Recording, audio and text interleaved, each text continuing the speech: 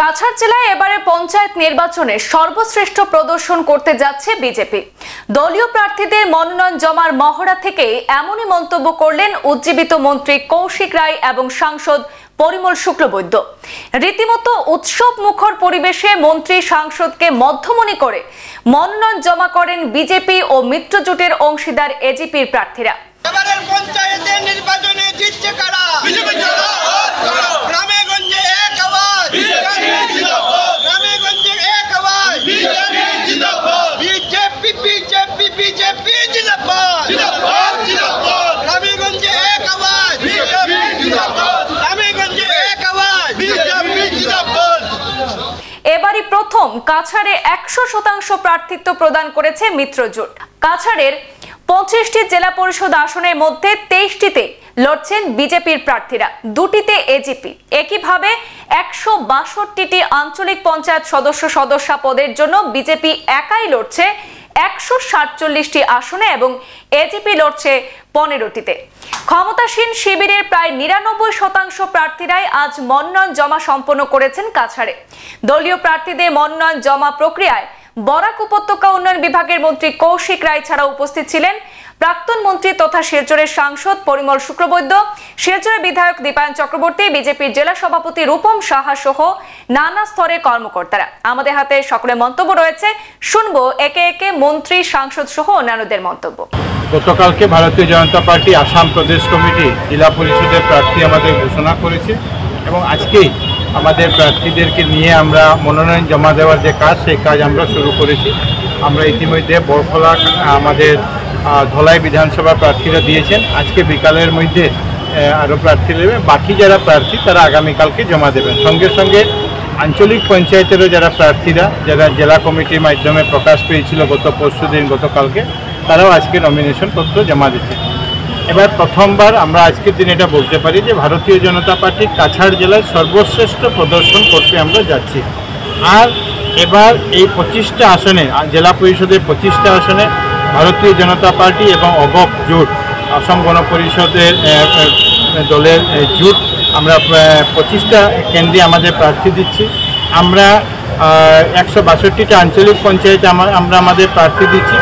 আর আমরাই ভারতীয় জনতা party, BJP এবং এজিপি এই জুটেই এই 100% জেলা পরিষদ, 100% এপিতে আমরা প্রার্থী দিতে এবার সক্ষম হচ্ছি।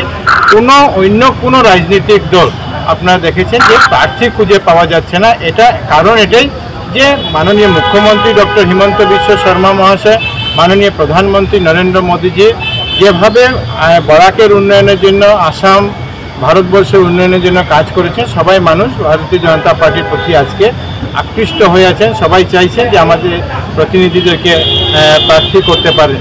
আজকের থেকে আমাদের দলের যারা প্রার্থী হয়েছেন তাদের নমিনেশন পর্ব আরম্ভ হয়েছে। আমরা এই নমিনেশন দেওয়ার সঙ্গে সঙ্গেই দল থেকে যে এপি এবং জেলা পরিষদের আমরা নমিনেশন দেওয়ার যে ব্যবস্থা, এই ব্যবস্থাতে যাওয়ার সঙ্গে সঙ্গেই আমরা জনসাধারণের কাছ থেকে যেভাবে এক আশাব্যঞ্জক, উল্লাসব্যঞ্জক যে ভূমিকা আমরা দেখতে পাচ্ছি, আমরা আশা করছি যে এবার গ্রামের জনজীবনে যে উন্নয়নের ছবি আনার যে স্বপ্ন আমাদের আছে গ্রামাঞ্চলে, এই উন্নয়ন আমরা আমাদের প্রতিনিধির মাধ্যমে আমরা আনতে সক্ষম হব।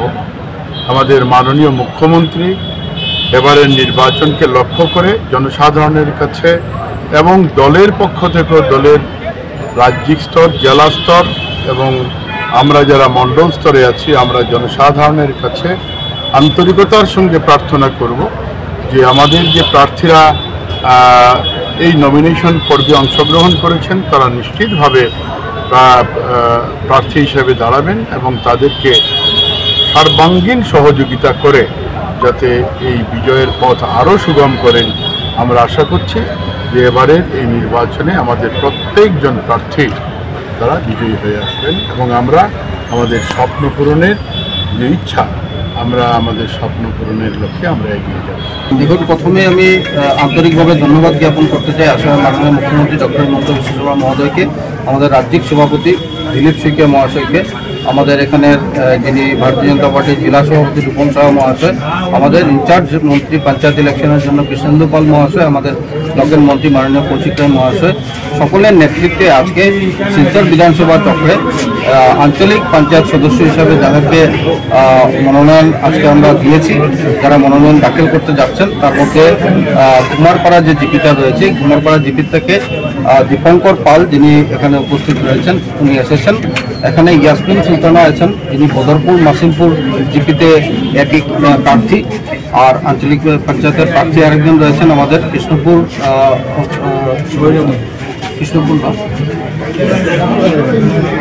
রাখালকালের পার যে জিপিটা রয়েছে, এই জিপির আমাদের যিনি প্রার্থী সঙ্গীতা সিংহ মহোদয়া, তিনি সাবমিট করছেন মনোনয়নপত্র।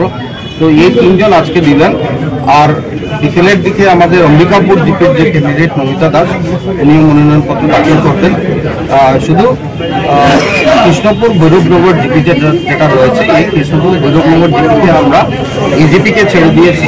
আমাদের আঞ্চলিক যে প্রার্থী উনি আজকে বা আগামীকালকে সেটা দাখিল করবেন। আর জেডপিসিতে আমাদের একটাই জেলা পরিষদ শিলচর বিধানসভাতে, সেখানে পীযূষ কান্তি পাল মহোদয়কে দল প্রার্থিত্ব দিয়েছে, উনি আগামীকাল মনোনয়নপত্র দাখিল করবেন। আপনার যেটা প্রশ্ন ছিল যে প্রার্থীরা যারা ভোট চাইতে যাইবেন তারা কি নিয়ে যাবেন, আমি আপনাদেরকে বলতে চাই যে মাননীয় মুখ্যমন্ত্রী ডক্টর হিমন্ত বিশ্ব শর্মা সরকার, মাননীয় প্রধানমন্ত্রী নরেন্দ্র মোদীজির সরকার যেভাবে ভারতীয় জনতা পার্টির সরকারের ওনারা নেতৃত্ব দিচ্ছেন, আর ওনাদের নেতৃত্বে যেভাবে পঞ্চায়েতে যেভাবে ডেভেলপমেন্ট হয়েছে, সেই ডেভেলপমেন্টের নিরিখে আমরা জনগণের কাছে ভোট চাইব। আর আপনারা লক্ষ্য করেছেন যে জনগণ আজকে পুরোপুরিভাবে বিজেপির উপর আস্থা রেখেছে। আমরা সম্পূর্ণ আশাবাদী, একের পর এক রেজাল্ট যেভাবে হচ্ছে, একের পর এক রাজ্য আমরা যেভাবে দখল করেছি, সেই জায়গায় দাঁড়িয়ে ভারতীয় জনতা পার্টির আজকে জেলা পরিষদ গঠন হবে।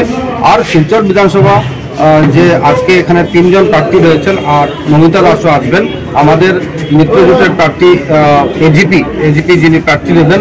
এই যে পাঁচটা এপি সদস্য আমাদের উন্নয়নের নিরিখে ডক্টর হিমন্ত বিশ্ব শর্মার কাজের মূল্যায়নে আর আমরা বিপুল ভোটে জয়ী হব আজকে, সেটা আমরা আশাবাদী।